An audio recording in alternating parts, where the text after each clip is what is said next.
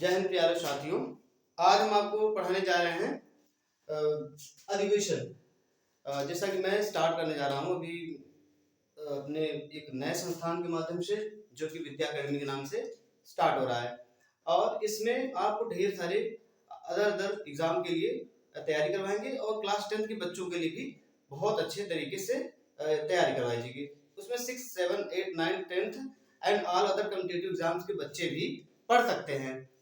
इसी में एक सबसे ज्यादा इम्पोर्टेंट टॉपिक है कांग्रेस की स्थापना एवं प्रमुख अधिवेशन। जैसा कि हम जानते हैं, कांग्रेस की स्थापना और अधिवेशन के विषय में बहुत एग्जामों में पूछा जाता है। क्लास 10th में तो अभी एग्जामों में, फिलहाल अभी के एग्जामों में बहुत बार क्वेश्चन पूछा गया है। एक क्वेश्चन तो फिक्स है, इससे ज्यादा 3-4 क्वेश्चन भी कभी कभी एग्जाम में आया हुआ है। ठीक है प्यारे दोस्तों, तो मैं देखता हूँ कांग्रेस की स्थापना एवं प्रमुख अधिवेशन। जैसा कि मैंने देखा यहाँ पे आपको टैग करके रखा है कि CGL, SSC CGL, CHSL, MTS, UP triple SC, UP PET और CTET and all other examinations में भी सारे सवाल बहुत बार पूछे जा चुके हैं। और स्पेशल इसलिए लिखा हूँ क्योंकि क्लास 10 के बच्चों के लिए सारे तो नहीं, लेकिन 5-6 अधिवेशन इतने इंपॉर्टेंट है, मैं लास्ट में आपको बताऊंगा सब इतने इंपॉर्टेंट है कि हर साल के एग्जामिनेशन में पूछे जा रहे हैं। तो क्लास 10 के बच्चों को देखते हुए क्लास 6, 7, 8, 9 के बच्चे भी पढ़ सकते हैं, क्योंकि यही चीजें आगे चल के सबके लिए बड़ा इंपॉर्टेंट हो जाती हैं और यही चीजें आगे चल कंपटीशन पूछी जाती है, जैसा कि मैंने आपको लिखा दिखा।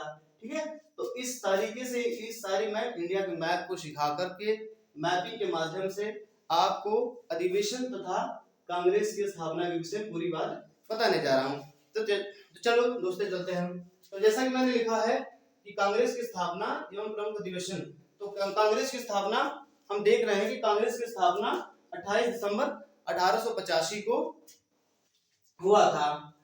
इसके पहले कांग्रेस की स्थापना हुआ क्यों, हम ये जान लेते हैं।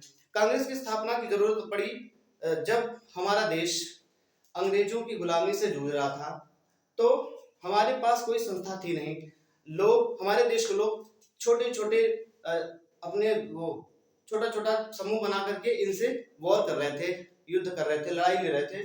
कहीं कुछ होता, कहीं कुछ होता, इससे कुछ ज्यादा हो नहीं पा रहा था। अंग्रेजों को भी थोड़ा नुकसान होता था, कई जगहों पे परेशानी सहनी पड़ती थी। फिलहाल हम अंग्रेजों के माध्यम से ही कांग्रेस को पाए हैं।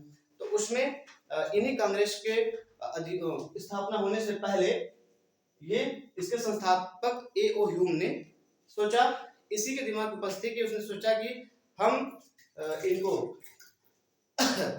हिंदुस्तान के लोगों को, भारतीयों को एक संस्था बनाकर देऊं, ताकि इसके माध्यम से इनको ज्यादा प्रॉब्लम ना हो और ये ज्यादा कई जगहों पे कई संगठनों को ना चलाते हुए एक संगठन पे, एक मंच पे आकर के कोई प्रॉब्लम हो उनका शेयर करें।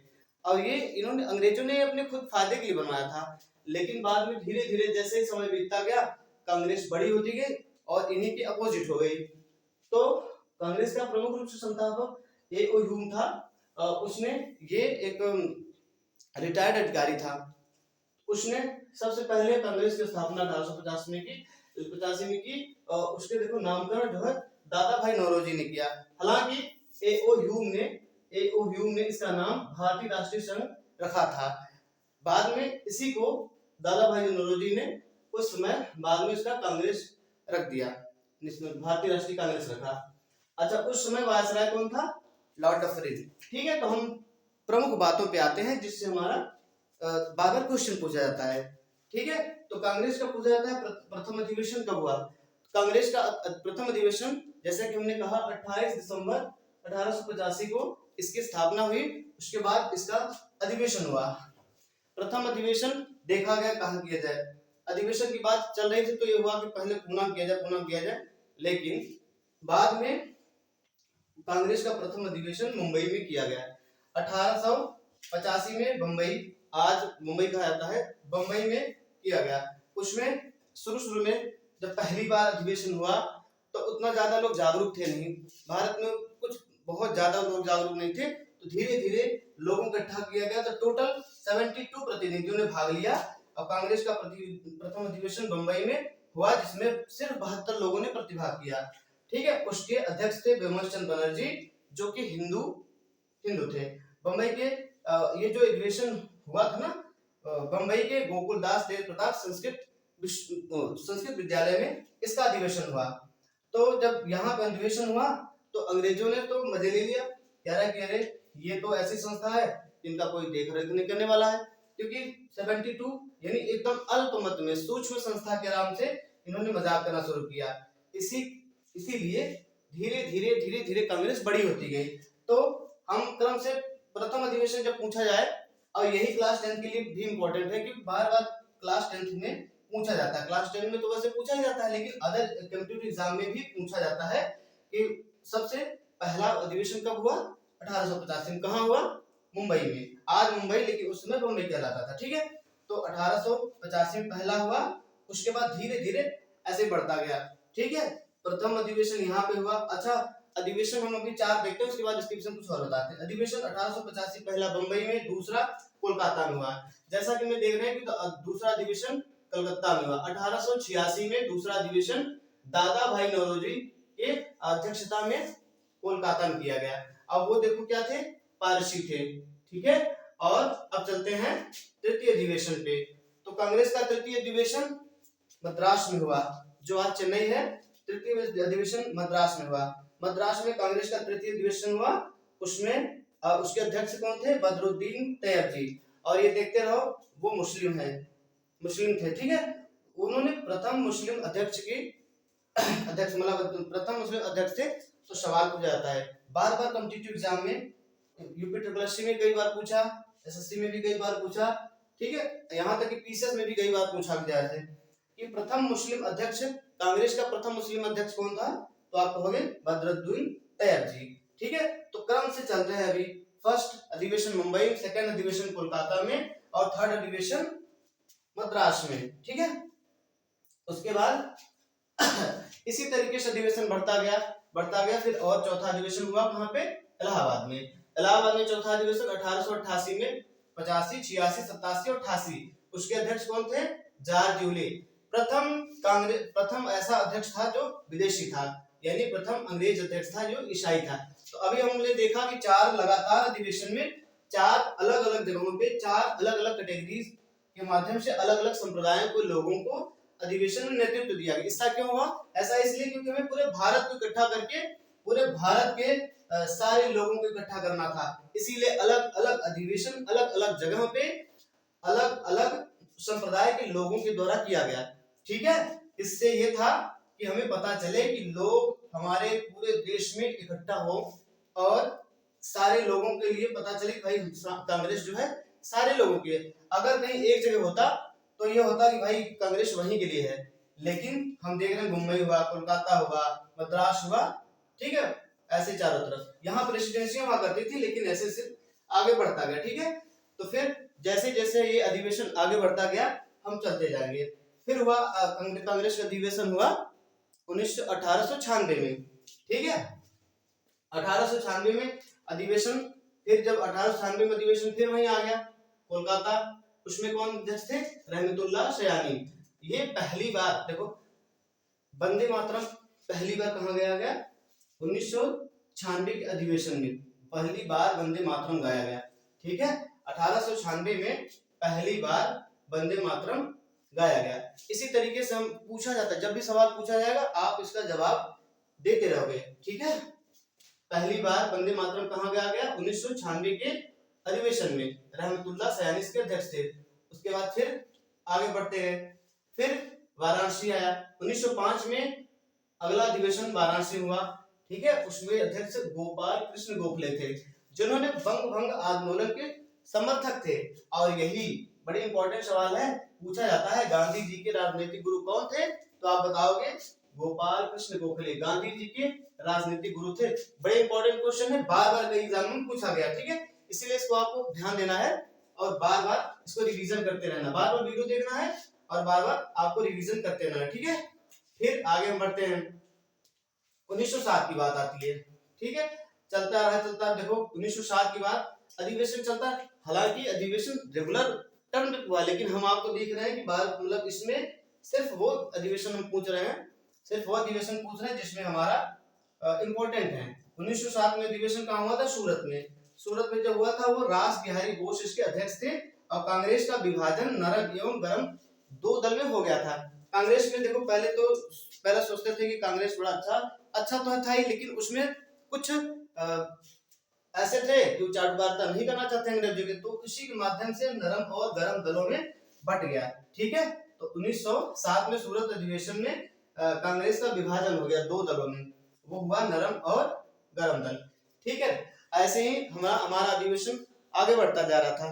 ठीक है, उसके बाद आ गया 16 में, है पहले बीच में, लेकिन हम इंपॉर्टेंट की बात कर रहा हूँ। 1916 में अधिवेशन हुआ लखनऊ में। अच्छा, लखनऊ में अधिवेशन जो हुआ अंबिका चरण मजूमदार के नेतृत्व में किया गया। अच्छा, इसमें बहुत अच्छी बातें, कुछ घटनाएं बहुत इंपॉर्टेंट है। उसमें कांग्रेस मुस्लिम लीग, ये संस्थान कांग्रेस मुस्लिम लीग नरम एवं गरम दल में समझौता हो गया। ठीक है, पहले ये सारी संस्थाएं अलग अलग काम करती थी, इसमें प्रॉब्लम होती थी, आपस में एक दूसरे से भिड़ते झगड़ते थे, लेकिन 1916 में बहुत अच्छा काम हुआ। लखनऊ में अंबिका चरण मजूमदार की अध्यक्षता में कांग्रेस मुस्लिम लीग नरम एवं गरम दल में समझौता हो गया। इसी अधिवेशन में बाल गंगाधर तिलक ने पहली बार कहा था, स्वराज मेरा जन्मसिद्ध अधिकार है और मैं इसे लेकर रहूंगा। बार बार सवालों पूछा गया, कई बार यूपीएससी के एग्जाम में, एसएससी के एग्जाम में, यहाँ तक कि पीसीएस के एग्जामों में कई बार पूछा गया है। तो ये पूछा गया है कि स्वराज मेरा जन्मसिद्ध अधिकार है, मैं इसे लेकर रहूंगा। इसको पहली बार किसने कहा था? तो बाल गंगाधर तिलक ने पहली बार 1916 की कांग्रेस के लखनऊ अधिवेशन में ये नारा लिया था। ठीक है, उसके बाद अधिवेशन बढ़ता गया। 1916 के बाद आ गया 1917 फिर कलकत्ता में। जैसा कि हम बार बार देख रहे हैं कि कलकत्ता में ज्यादातर अधिवेशन, क्योंकि अंग्रेजों का प्रेसिडेंसियां वहां थी, है ना, वहां पे ज्यादातर लोग रहते थे अंग्रेजों, तो इसलिए बार बार वो अध्यक्षता ज्यादातर करवाते थे कोलकाता में। तो 1917 में अधिवेशन कलकत्ता में किया गया। वहां पे देखो एनी बेसेंट की अध्यक्षता में हुआ। यहाँ सवाल आता है कि कांग्रेस का प्रथम महिला अध्यक्ष कौन थी? तो उसमें कहा जाएगा भाई एनी बेसेंट यहाँ आयरलैंड की थी और हमारे देश की नहीं थी, लेकिन आयरलैंड की। सवाल पूछा जाता है कि प्रथम महिला अध्यक्ष कौन थी? Annie Besant. और पूछा जाएगा प्रथम भारतीय महिला कौन थी? तो सरोजिनी नायडू, अभी आ रहा है 25 में। ठीक है, हम आगे बढ़ते जा रहे हैं, धीरे धीरे करना पड़ेगा। ठीक है, फिर आता है 1920। उसके बाद आता है 1920 में दो अधिवेशन हुआ था, एक नागपुर अधिवेशन और एक कलकत्ता अधिवेशन। तो उसमें दो अधिवेशन, एक मध्यवर्ती अधिवेशन हुआ था, विशेष अधिवेशन जिसको बोलते हैं, वो 28 सितंबर 1920 में किया गया था, जिसकी अध्यक्षता लाला लाजपत राय ने किया था। गांधी जी ने उसमें असहयोग आंदोलन के प्रस्ताव को प्रस्तुत किया। असहयोग आंदोलन के विषय में धीरे धीरे मैं अलग अलग वीडियो में आपको बताता चलूंगा, लेकिन यहाँ हम देख रहे हैं कि गांधी जी ने असहयोग आंदोलन का प्रस्ताव प्रस्तुत किया, लेकिन पारित अभी नहीं हुआ है। ये विशेष अधिवेशन था, क्योंकि जब भी अधिवेशन होता था अक्सर दिसंबर के महीने में होता था, 25, 26, 27, 28 ऐसे ही दिसंबर में ज्यादातर अधिवेशन होता। जो कांग्रेस की वार्षिक अधिवेशन जो होती थी वो दिसंबर में होती थी, लेकिन ये विशेष अधिवेशन बुलाया गया, उसमें 28 सितंबर 1920 में लाला लाजपत राय की अध्यक्षता में किया गया। उसमें असहयोग आंदोलन का प्रस्ताव प्रस्तुत किया गया, जबकि अभी पारित नहीं हुआ। फिर हम चलते हैं दिसंबर में। 31 दिसंबर 1920 में नागपुर में वीर राघवाचारी के अध्यक्षता में अधिवेशन किया गया, जिसमें असहयोग आंदोलन जो वहां प्रस्तुत किया गया था वो यहाँ पे पारित हो गया। जो अभी 28 सितंबर 1920 को अधिवेशन हुआ था कलकत्ता में, वो वहां पे सिर्फ गांधी जी के असहयोग आंदोलन का प्रस्ताव प्रस्तुत किया गया था, लेकिन यहाँ पे इस प्रस्ताव को पारित कर दिया गया। कब? 31 दिसंबर 1920 को नागपुर के अधिवेशन में। और बच्चों 31 दिसंबर और ये सितंबर वाला, दोनों अधिवेशन इतने इंपॉर्टेंट हैं क्लास 10th के लिए। मैं बार बार कह रहा हूँ कि ये सारे एग्जाम के लिए इतने इंपॉर्टेंट है। क्लास 10th में मैं पढ़ाता हूँ बच्चों को, इतना अच्छा मार्क्स आ रहा है उनका, आप ध्यान देते चलना। सारे बच्चों के लिए क्लास 10 के लिए बड़े इंपॉर्टेंट है, और ये अधिवेशन को एकदम घोल के पी जाओ बेटा, सारा का सारा एकदम इंपॉर्टेंट है। ठीक है, तो अब आगे बढ़ते हैं। फिर आते हैं 24 पे। तो उसके बाद 24 में अधिवेशन हुआ। 24 में अधिवेशन हुआ, अधिवेशन बीच बीच में होता जा रहा है, लेकिन हम इंपॉर्टेंट की बात कर रहा हूँ। 1924 में अधिवेशन हुआ बेलगांव कहाँ है? कर्नाटक। उसमें महात्मा गांधी जी ने अध्यक्षता किया। तो गांधी जी ने सिर्फ एक बार अध्यक्ष बने, तो इसलिए इंपॉर्टेंट है, ठीक है। गांधी जी ने सिर्फ एक बार अध्यक्ष बने, अध्यक्षता किया 1924 में बेलगांव में। पूछा जाता है बेलगांव कहाँ है, तो आप कहोगे कर्नाटक, ठीक है। ऐसे ही बढ़ता गया। फिर 1925 की बात आती है, 1925 में अध्यक्षता किया गया। फिर 1925 में अध्यक्षता सरोजिनी नायडू ने। देखो कानपुर में अधिवेशन हुआ 1925 में, कानपुर में अधिवेशन हुआ सरोजिनी नायडू की अध्यक्षता में, जो कि प्रथम भारतीय महिला अध्यक्ष है। प्रथम भारतीय महिला अध्यक्ष कौन है, सरोजिनी नायडू। कानपुर में 1925 में अधिवेशन हुआ जिसकी महिला अध्यक्ष सरोजिनी नायडू है। सवाल पूछा जाता है बेटा, कई बार सवाल पूछा गया है कि कांग्रेस की प्रथम भारतीय महिला अध्यक्ष कौन है, तो आप बताओगे सरोजिनी नायडू। लेकिन अगर पूछा जाए कांग्रेस की प्रथम महिला अध्यक्ष, तो आप कहोगे एनी बेसेंट, जो कि 1917 के अधिवेशन में प्रथम महिला अध्यक्ष थी। ये आयरलैंड की थी, हमारे यहाँ आकर के रही और यहीं की रह गई, ठीक है। फिर बाद में 1925 में यहाँ कानपुर में जब अधिवेशन हुआ सरोजिनी नायडू ने किया, ठीक है। तो यहाँ पे दो सवाल बड़े इंपॉर्टेंट बनता है, ठीक है। 25 के बाद हम आते हैं 27 में। 27 में देखो 1927 में डॉक्टर एमएस अंसारी की अध्यक्षता में मद्रास में अधिवेशन किया गया, ठीक है। ये मद्रास का 1927 का अधिवेशन इतना इंपॉर्टेंट है कि क्लास 10th में कई बार पूछा गया है। क्लास 10th में मैं क्लास 10th के लिए भी बताते चल रहा हूँ और कंपटीशन के एग्जाम के लिए भी बताते चल रहा हूँ। तो यहाँ पे मैं 1927 में देखो 1987 वाले कई क्लास 10th में नहीं पूछा गया, लेकिन 1927 वाला क्लास 10th में बहुत बार पूछा गया। इसलिए बच्चे 1927 का अधिवेशन आपको याद रखना है। आपको सिर्फ इतना याद रखना है कि 1927 का अधिवेशन कहाँ हुआ था, आप बताओगे मद्रास में। और कंपटीशन वाले बच्चों के लिए आप ये याद करोगे डॉक्टर एमएस अंसारी की अध्यक्षता में 1927 में अधिवेशन कहाँ हुआ था, तो आप बताओगे मद्रास। इसमें पूर्ण स्वाधीनता की मांग की गई थी, ठीक है। पूर्ण स्वाधीनता की मांग की गई, इससे अपना मांग आगे बढ़ता गया। फिर हमारा आंदोलन बढ़ता भी गया और अधिवेशन भी बढ़ता गया। 1927 के बाद अधिवेशन हमारा आता है 31 का 29 में आते हैं, पहले 29 में आते हैं। 1929 में अधिवेशन हमारा हुआ था लाहौर में, जवाहरलाल नेहरू की अध्यक्षता में ये लाहौर में किया गया था। अभी इस साल के एग्जाम में रिसेंटली 2022-23 वाले एग्जाम में क्लास 10th में ये अभी भी पूछा गया कि पूर्ण स्वराज की मांग कब की गई, तो कहां पे कब किस अधिवेशन में किया गया, तो आप बताओगे 1929 के लाहौर के अधिवेशन में, जिसके अध्यक्ष कौन थे, जवाहरलाल नेहरू। जवाहरलाल नेहरू ने पूर्ण स्वराज की मांग रखी और बाद में इसको और क्रांति के रूप में बढ़ाया गया। तो 1929 में ये पूर्ण स्वराज की मांग उठी, ठीक है। फिर आगे हम बढ़ते जा रहे हैं। तो फिर 1929 के बाद आता है 1931, ठीक है। 1931 में जब अधिवेशन हुआ तब देखते हम देखते चले जा रहे हैं। तो 1931 का अधिवेशन फिर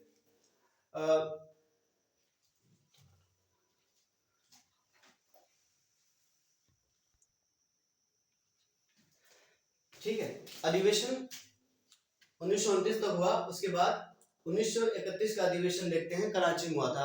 1931 का अधिवेशन कराची में सरदार वल्लभ भाई पटेल की अध्यक्षता में किया गया। उसमें मौलिक अधिकार प्रस्ताव पारित किया गया। कराची के अधिवेशन में कुछ हमारे मौलिक अधिकार होते हैं, उन मौलिक अधिकारों को 1931 के अधिवेशन में कराची में पारित किया गया, ठीक है बच्चों। बड़ा इंपॉर्टेंट है, पूछा जाता है मौलिक अधिकार हमारे किस अधिवेशन में पारित किया गया, तो आप बताओगे 1931 के अधिवेशन में। इसी तरीके से अधिवेशन बढ़ता गया और आगे आया 1900 है तो ढेर सारे, 31 के बाद 37 और 38, 37 एंड 30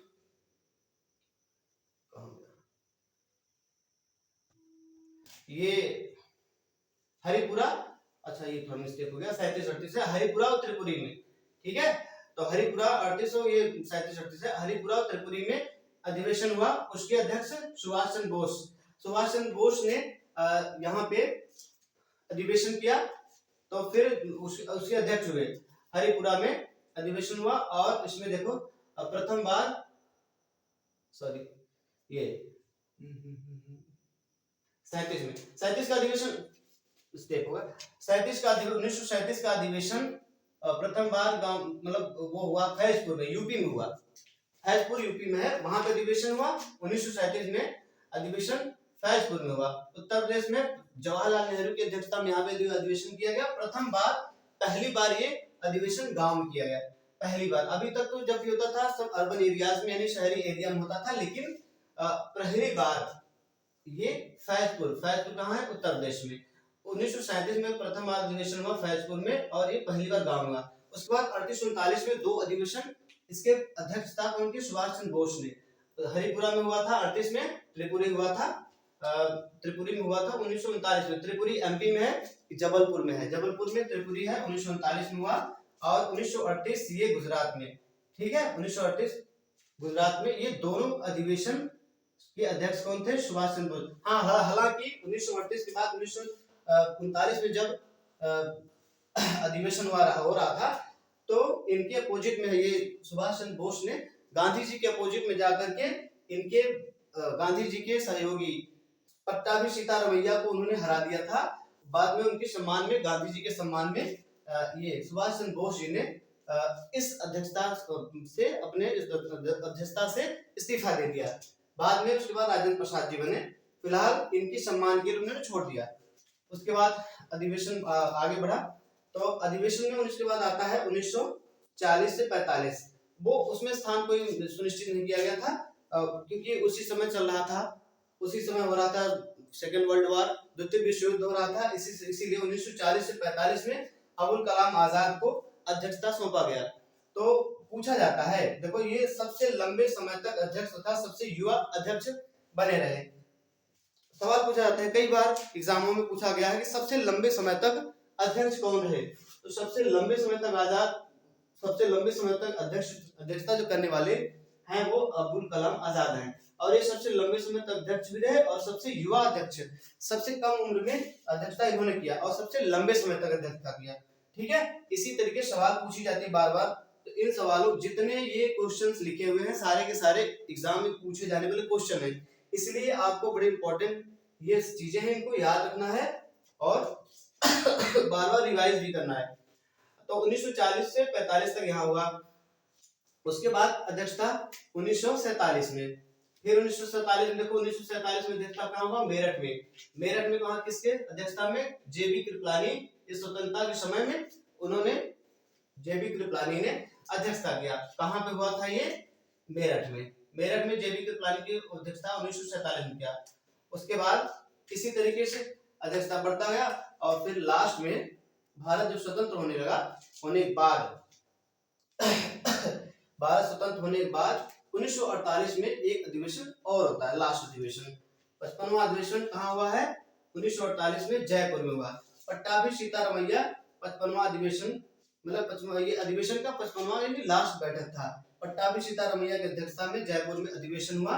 और जैसा कि हमने देखा कि अधिवेशन लास्ट अधिवेशन 55वां बैठक था, तो हमारे पास इतने अधिवेशन है। इस अधिवेशन में सारे के सारे इंपॉर्टेंट अधिवेशन है। हमने बार बार कहा कि सर ये SSC, CGL, CHSL, MPS, UP triple SC, UP PAT, UP के ऑल अदर एग्जाम में, और सीटेट, ठीक है, और ऑल वन एग्जाम्स में क्लास 10 से 6, 7, 8, 9, 10 सारे बच्चों के लिए इंपॉर्टेंट है। और इसमें जितने चीज लिखा हुआ है सारे इंपॉर्टेंट है। जितने भी कलरफुल लिखे हुए हैं इनको आप याद करना, और वीडियो को 2 या 3 बार देखना। अब जब 2-3 बार वीडियो देखो, रिपीट करके वीडियो देखो, और होता जाएगा। ये मेरा पहला वीडियो है, मैं आपको लगातार वीडियो बनाता जाऊंगा। धीरे धीरे आपको सारी चीजें, पूरे हिस्ट्री, ज्योग्राफी, इकोनॉमिक्स, पॉलिटिक्स और अदर एग्जाम के, मतलब अदर सब्जेक्ट पे भी काम करता रहूंगा। ये पहला मेरा वीडियो है। इसी तरीके से आपको ढेर सारा वीडियो मिलता रहेगा, और अपना ये आप सपोर्ट बनाए रखना, और सारी बातों को याद रखना, ठीक है। और ये इस वीडियो को ढेर सारा शेयर करिए, और मेरे चैनल को सब्सक्राइब करना, ठीक है। ठीक है, और अपना कमेंट छोड़ देना बेटा। देखो, देखते रहो कैसा है, आप कमेंट भी बताओ। आपके कमेंट से हम प्रेरित होंगे और हम सीखेंगे भी, और आगे हम बनाते रहेंगे वीडियो, और देखते रहना, ठीक है। Okay, thank you.